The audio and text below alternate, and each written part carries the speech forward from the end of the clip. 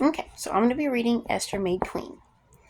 After these things, when the wrath of the king Ahasuerus subsided, he remembered Vashti, what she had done, and what had been decreed against her. Then the king's servants, who attended him, said, "Let beautiful young virgins be brought for the king, and let the king appoint officers in all the provinces of his kingdom, that they may gather all the beautiful young virgins to Shushan, the citadel, into the women's quarters, under the custody of Haggai, the king's eunuch, custodian of the women, and let beauty preparations be given to them. Then let the young women who please the king be queen instead of Vashti." This thing pleased the king, and he did so. In Shushan, the citadel, there was a certain Jew whose name was Mordecai, the son of Jair, the son of Shimei, the son of Kish, a Benjamite. Kish had been carried away from Jerusalem with the captives who have been captured with Jeconiah, king of Judah, whom Nebuchadnezzar, the king of Babylon, had carried away. And Mordecai had brought up Hadassah, that is Esther, his uncle's daughter, for she had neither father nor mother. The young woman was lovely and beautiful. When her father and mother died, Mordecai took her as his own daughter. So it was when the king's command and decree were heard, and when many young women were gathered at Shushan, the citadel, under the custody of Guy, that Esther was also taken to the king's palace, into the care of Haggai, the custodian of the women. Now the young woman pleased him,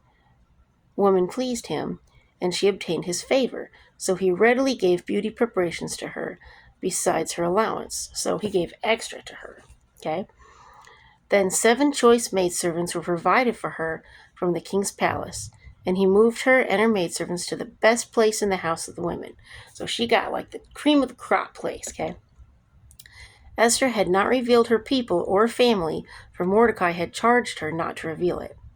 And every day Mordecai paced in front of the court of the women's quarters to learn of Esther's welfare and what was happening to her. So he was, in all intents and purposes, he was like her daddy, okay? He was worried about her. Each young woman's turn came to go in to King Ahasuerus after she had completed 12 months of preparation, according to the regulations for the women. For thus were the days of their preparation apportioned: 6 months with oil of myrrh, and 6 months with perfumes and preparations for beautifying women. Thus prepared, each young woman went to the king, and she was given whatever she desired to take with her from the women's quarters to the king's palace. In the evening she went, and in the morning she returned to the second house of the women, to the custody of Shashgaz, the king's eunuch who kept the concubines. She would not go in to the king again unless the king delighted in her and called for her by name. So she had to wait to be called, okay? Now when the turn came for Esther, the daughter of Abihail, the uncle of Mordecai, who had taken her as his daughter, to go to the king, she requested nothing but what Haggai, the king's eunuch, the custodian of the women, advised. So she wanted to know what she should bring. And Esther obtained favor in the sight of all who saw her. Okay. So Esther was taken to the king Ahasuerus into his royal palace in the 10th month, which is the month of Tebeth, in the 7th year of his reign. The king loved Esther more than all the other women, and she obtained grace and favor in his sight more than all the virgins. So he set the royal crown upon her head and made her queen instead of Vashti. Then the king made a great feast, the feast of Esther, for all his officials and servants, and he proclaimed a holiday in the provinces and gave gifts according to the generosity of a king.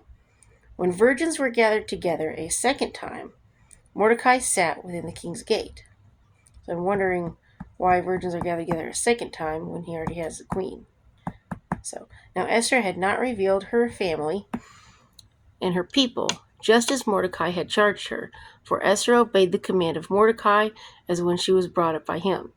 In those days, while Mordecai sat within the king's gate, 2 of the king's eunuchs, Bigthan and Teresh, doorkeepers, became furious and sought to lay hands on King Ahasuerus. So the matter became known to Mordecai, who told Queen Esther, and Esther informed the king in Mordecai's name. Okay, she's like, hey, Mordecai found this out. this was going on, okay? And when an inquiry was made into the matter, it was confirmed, and both were hanged on the gallows. And it was written in the book of the Chronicles in the presence of the king. So, Esther and Mordecai saved the king's life. So he owes them his life, okay? So that's where we're stopping now. And we're going to see what's going to happen next, because next we're going to be reading Haman's plot to destroy the Jews, okay? So thumbs up, like, and subscribe, and peace.